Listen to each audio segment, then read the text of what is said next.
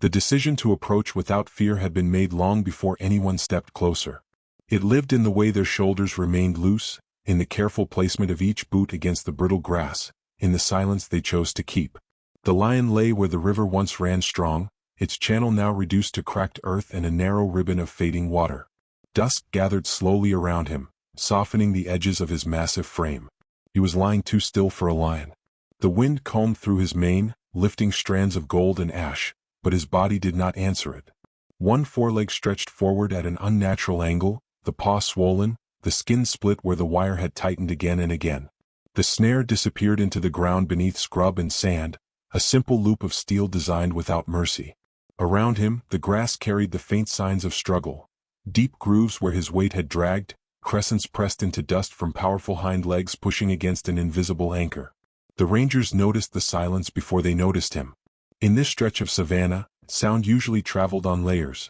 Francolins arguing in the brush, distant antelope hooves shifting, the occasional low territorial rumble from a dominant male. That evening the air felt suspended. Even the insects seemed to hesitate. When the vehicle stopped at a distance, the lion lifted his head once. The movement was slow, deliberate, as though gravity had grown heavier. His amber eyes found them without focus or flare. There was no charge in his posture, no tightening of muscle that signaled imminent attack. Only a measured, shallow breath that moved through his ribs and left him again. One ranger stepped down first, keeping the wind in his favor. The others followed at a careful angle, widening their spacing so the lion would not feel encircled. They carried no urgency in their movements, only attention. The scent of infection hung faintly in the cooling air, metallic and sour beneath the dust. "Easy, easy," one of them murmured, voice low enough to belong more to the earth than to the men. The lion's ears twitched. A faint rumble passed through his chest. Not a roar, not even a warning, but a sound shaped by pain. He tried once to pull his trapped leg closer to his body. The wire bit deeper. His muscles quivered and then stilled, conserving what little strength remained. They knew the snare had likely been set for antelope along the dry river crossing. Wire does not distinguish between hoof and paw. Strength, even his strength, meant nothing against tension twisted tight around bone. The tranquilizer dart was prepared with practiced hands. Dosage calculated by weight, distance measured twice. They waited for the rise and fall of his breathing to settle before the shot was taken. The dart struck cleanly into the thick muscle of his flank. Time lengthened. His head lowered first, chin brushing dust. The massive curve of his shoulders softened. The slow rhythm of sedation overtook the tension that had kept him upright. When his body finally yielded to stillness, the grass moved around him again as if released from restraint. Up close he was immense. Scars crossed his muzzle and traced pale lines through his mane, evidence of past battles for territory and pride. His whiskers were caked with dust. Flies gathered at the wound, drawn to the moisture along torn skin. The wire had cut nearly to bone at the joint, swelling distorting the natural shape of his paw. One ranger knelt beside him, gloved hand steady against thick fur. "It's going to be all right," he said quietly, more ritual than reassurance. Cutters worked slowly against the steel. Each turn of the wire was unwound rather than snapped, easing pressure instead of jolting it. When the final coil loosened, the tension left his limb in a visible release. The paw settled into the sand, freed from the constant pull that had held it suspended for days. They flushed the wound with sterile solution, washing away dirt and dried blood. Antibiotics were administered. An anti-inflammatory followed.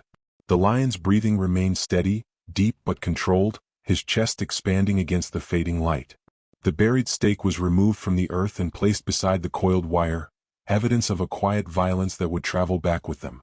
As the sun slipped lower, the sky softened into muted gold and violet. Somewhere far across the plains, a hyena called, its voice thin in the distance. The lion did not stir. When the team stepped back, there was nothing left to cut, nothing left to clean.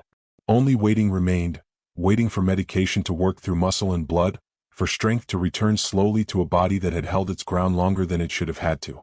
In the deepening dusk, he lay free for the first time in days, his great frame resting against the cooling earth, the wind moving gently through his mane once more. The first movement was almost imperceptible, a faint tremor along his whiskers, a tightening at the edge of his closed eyes.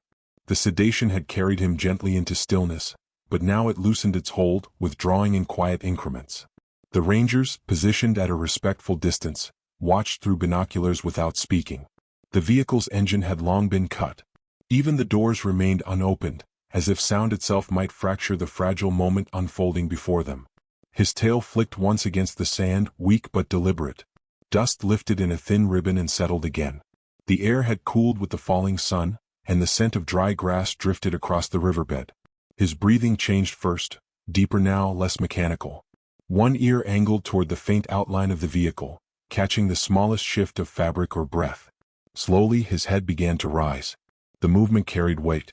Muscles along his neck quivered as he lifted the heavy mane from the earth. For a long moment he remained there, forelegs still folded beneath him, eyes blinking against the dim violet light. Awareness returned in layers. Confusion passed across his face, not as thought but as sensation, the body registering the absence of pain's tightest edge. Instinctively he flexed the injured paw. The motion halted halfway. Where tension had once pulled relentlessly, there was only pressure and soreness. The bandage, pale against tawny fur, wrapped firmly around the swollen joint. He drew the paw back slightly, testing the ground with the gentlest contact.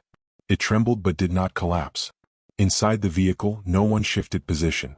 The lion turned his head toward them. In that shared stillness, distance felt thinner than the open land between them. His gaze held steady, not sharpened with threat, not dulled by sedation. Was watchful. Measuring. The wind carried their scent across the cracked earth. Sweat dried into cotton sleeves, canvas warmed by the day's heat, a trace of antiseptic lingering faintly in the air. His nostrils flared once. There was no growl. No baring of teeth. Only breath drawn in and released again. With immense effort, he gathered his legs beneath him and pushed upward. His shoulders rose first, then his hindquarters. The injured limb hovered slightly before touching ground. He placed it down with caution, shifting most of his weight to the others. His body swayed as balance recalibrated, muscles remembering coordination after strain and chemical sleep. One ranger allowed a quiet exhale. "Good," he murmured, barely audible beyond the open window. The lion stood fully now. Even diminished by injury, his frame carried quiet authority. The last light caught in his mane, outlining the curve of his spine and the breadth of his chest. Yet vulnerability was visible in the way he held himself. Head not as high as before, stance narrower, energy conserved. He took one step. The paw landed carefully, toes spreading slightly against the sand. He paused, steadying. Then another step followed, slow and deliberate. Each movement appeared measured by sensation rather than impulse. He did not glance toward the place where the snare had anchored him. Instead, he faced outward toward the open plain, where the grass thinned into distant shadow. From far off, faint but distinct, came the low-contact call of another lion. It carried across the evening like a thread drawn through silence. His ears lifted sharply. He answered, not with a full roar but with a short, hoarse rumble that vibrated through his chest and faded quickly into the cooling air. The shift was subtle but unmistakable. The tension that had once centered on danger now rested in something quieter, a fragile coexistence between strength and restraint. He turned his head once more toward the vehicle, holding the humans in his line of sight for a brief, steady moment. Then he began to walk. Slowly at first, limping yet determined, he moved into the grass. The stems brushed against his flanks, parting around him as dusk deepened into violet and blue. Behind him, the rangers remained still, watching as his silhouette blended gradually with the land that had never stopped waiting for his return. He had gone only a short distance when the grass ahead of him shifted against the wind. At first it was only a disturbance in the pattern of movement, stems bending where no breeze touched them. Then shapes resolved out of the half-light. Low, fluid forms, shoulders rolling beneath tawny coats. Lionesses emerged one by one, their bodies held close to the earth, steps measured and silent. Behind them, two nearly grown cubs lingered, taller than youngsters yet not fully filled out, their manes just beginning to darken along the neck. They had been waiting in the cover of distance. The injured male slowed, but he did not falter. His head remained level, eyes forward, breath steady despite the visible strain in his gait. The bandaged paw touched the ground with care, lifting slightly between steps. He did not call out again. He did not rush toward them. The closest lioness approached in a wide arc, instinct guiding her to circle rather than confront directly. Her tail hung low, tip flicking once. She kept several body lengths between them at first, nose lifted to the air. Scent reached her before touch did, dust, dried blood, antiseptic, the familiar undertone that marked him as theirs. He stopped and stood still for her inspection. She closed the distance gradually, paws placing softly over sand and sparse grass. When she reached him, she paused at his shoulder, head angled toward his flank. Her nostrils flared as she drew in a deeper breath, reading what had changed and what had not. Then she pressed her forehead gently into his mane. The contact was brief, restrained, but unmistakable. Recognition passed through it. Acceptance without ceremony. The male exhaled, a deep vibration from his chest that resonated more than it sounded. Not a roar. Not a claim. A grounding. The second lioness moved in next, mirroring the first but remaining slightly to his injured side. Her eyes lingered on the wrapped paw. She lowered her head and sniffed near the bandage, careful not to brush against it. The scent of medicine was foreign, sharp against the natural musk of pride. She blinked slowly, then stepped alongside him. The cubs hovered several paces back, uncertainty visible in the stiffness of their limbs. One gathered enough courage to step forward, neck extended, whiskers forward. He approached the injured leg cautiously, nose twitching. At the unfamiliar smell, he recoiled half a step, then circled behind his father's hindquarters instead, reassured by proximity without needing to understand it. The male remained steady through it all.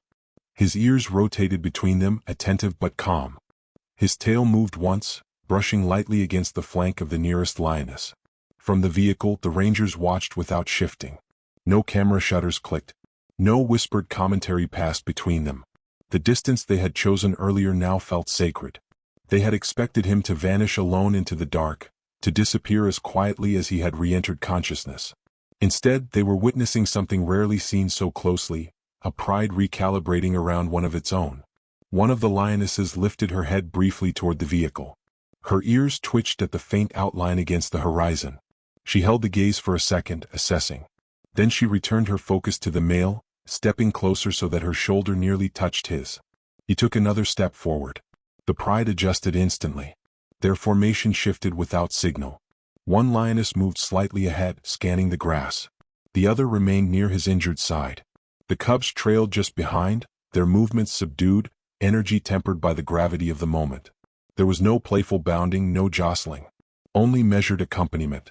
As they began to move together, the male placed the injured paw down more firmly than before. It still bore limited weight, but instinct and the presence of his pride steadied him. Muscles along his back rippled under the last of the fading light. The sky deepened fully into indigo. The first stars appeared, faint at first, then clearer against the darkening dome. Crickets resumed their rhythm in the grass. Somewhere far off, night birds called. The pride angled toward thicker cover near an acacia ridge, silhouettes blending and separating as they moved through uneven ground. The male walked at the center now, not leading, not trailing, simply held within the protective geometry of the group. Before the grass swallowed them completely, he paused. His head turned slightly, mane catching a glint of starlight. One eye reflected faintly in the darkness, steady and alive. Then he stepped forward again, and the pride closed around him, their forms dissolving into shadow as the night settled gently over the plain.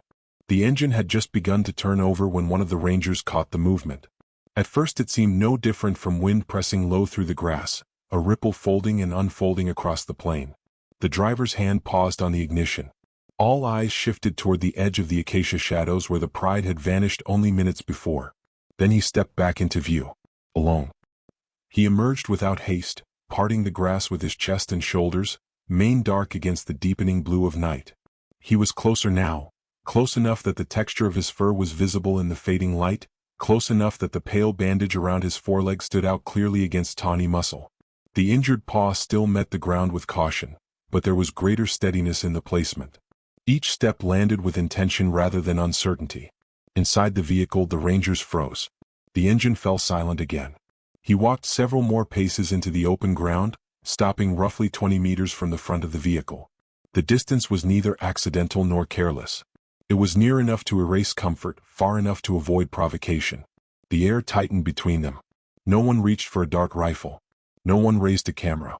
Their hands remained visible, resting low.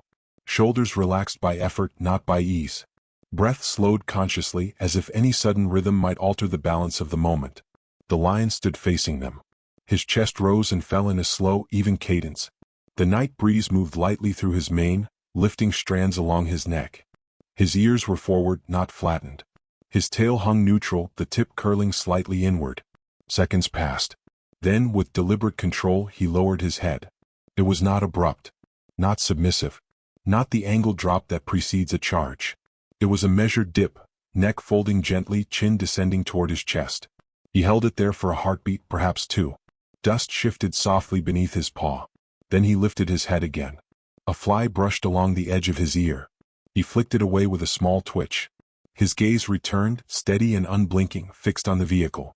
There was no baring of teeth, no rumble in his chest. Only presence. Awareness. In the passenger seat, one ranger felt his throat tighten unexpectedly. "That's enough," he whispered, the words barely forming beyond breath. The lion blinked once, slowly. The silence around them was complete. No insects called in that instant. No grass stirred loudly enough to matter. The distance between species felt altered, not erased, not bridged entirely, but reshaped by something unspoken. He shifted his weight, testing the injured leg briefly. The bandaged paw pressed into the earth and held. Satisfied, he turned his body in a smooth arc, offering his flank rather than his stare. Without haste, without drama, he began to walk back toward the darker grass. His tail swung lightly behind him, brushing against his hocks. Each step carried him farther from the vehicle, deeper into shadow. He did not pause. He did not look back this time. Within seconds, the grass closed around him once more. The night reclaimed its space gradually, sound returning in layers, the faint rasp of insects, the distant call of something unseen. The rangers remained still for a long moment longer, hands resting where they had been, as if the air itself required time to settle. Then quietly the engine started again. The stars had brightened fully by the time the vehicle began to move. For several long seconds after the engine turned over, no one shifted in their seat. The headlights remained dim, casting a narrow path along the dirt track without spilling too far into the grasslands. The night had settled back into itself, layered and steady, as though nothing unusual had disturbed it. No one spoke. At their feet, the snare lay coiled inside a canvas bag. In the glow from the dashboard, it looked smaller than it had in the sand, thin, almost fragile. A crude loop of wire twisted with simple tools, meant to tighten without mercy. It was difficult to reconcile its slight appearance with the weight of the body it had restrained. Something so narrow had nearly quieted something so immense. Behind them, the savanna resumed its rhythm. Insects pulsed in uneven waves. A nightjar skimmed low across the track, wings brushing air without sound. From somewhere beyond the reach of the headlights, a lion's call rose, deep, resonant, and unbroken. It carried across the open land with clarity. Not strained, not hoarse, strong. The sound traveled over dry grass and scattered acacia, fading gradually into distance. It was not a performance. It was not directed toward the vehicle already rolling away. It was simply the continuation of presence, a signal woven into territory and belonging. The rangers drove slowly, tires pressing soft tracks into the sand. They avoided sudden turns, mindful of the nocturnal life beginning to move across the plain. Small shapes darted near the edges of light. Eyes flashed briefly and vanished. The world had resumed its layered negotiations of predator and prey, scent and shadow. One ranger turned slightly in his seat and looked through the rear window. Darkness met him there, complete and unbroken. The place where the lion had stood was indistinguishable from any other patch of night. "Worth it," he said quietly. The word did not hang in the air. It settled. No one answered, not because they disagreed, but because nothing further needed shaping into language. The work had not been heroic. It had not been loud. It had been measured and deliberate, bound by patience rather than force. Beyond sight, somewhere within thicker grass near the acacia ridge, a pride would be settling. Bodies lowering to earth in careful proximity. The injured paw resting gingerly against warm soil. Flanks rising and falling in slow synchronization. Contact maintained through subtle shifts, an ear brushing a shoulder, a tail lying across another's back. The land held both the struggle and the release without distinction. There would be no marker by morning. Wind would erase most of the tire tracks. Hooves and paws would cross the disturbed sand. The place where the stake had been buried would blend again into ordinary ground. By dawn, sunlight would reveal nothing but grass and open sky. Yet the memory would remain intact within those who had witnessed it. Not as triumph over wildness. Not as conquest or control. Simply as a moment suspended between fear and restraint, between intervention and departure. There had been no dramatic exchange, no gesture large enough to define. Only a pause. A lowering of a head. A choice to turn away rather than advance. Sometimes that was enough. The track curved gently toward the horizon as the eastern edge of the sky began to pale. Night thinned into the faintest wash of gray-blue. Far out on the plain, beneath a sky easing toward dawn, a lion moved within the quiet outline of his pride. And the grass closed softly behind them, leaving the land whole again.